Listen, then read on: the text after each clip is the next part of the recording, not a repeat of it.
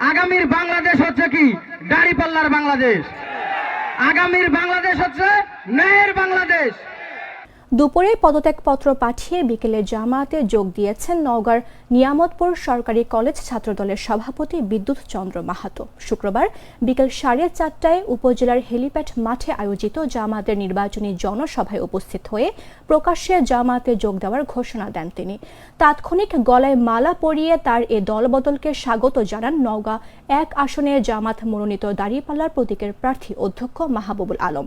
এর আগে দুপুরে নওগাঁ জেলা ছাত্রদলের ভারপ্রাপ্ত সভাপতি ও সাধারণ সম্পাদকের ব্যবহৃত হোয়াটসঅ্যাপ নম্বরে পদত্যাগপত্র পাঠান তিনি।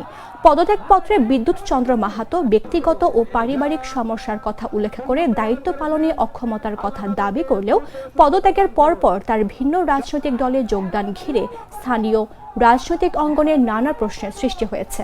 এ ঘটনায় ক্ষোভ ও অসন্তোষ দেখা দিয়েছে ছাত্রদলের স্থানীয় নেতাকর্মীদের মাঝে। দায়িত্বে থাকা অবস্থায় হঠাৎ এভাবে দলত্যাগ দলীয় শৃঙ্খলার পরিপন্থী বলছেন ছাত্রদলের নেতাকর্মীরা।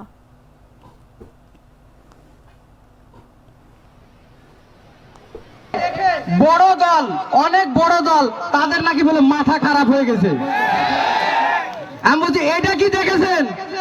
12 তারিখে সন্ধ্যার বেলা যখন ভোটের রেজাল্ট শুরু হবে তখন আপনাদের মাথাটা উল্টা দিকে ঘুরে যেতে পারে।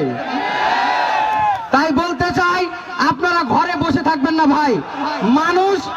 মানুষ কিন্তু আপনারা দেখতে চায়। আপনারা ঘরে ঘরে যান ভাই।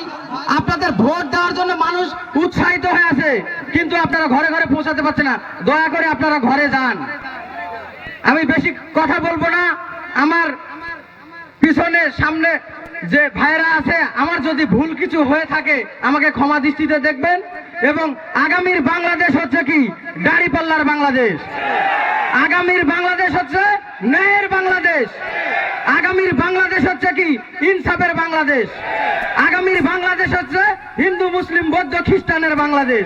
আমরা সবাই এক থাকবো তো?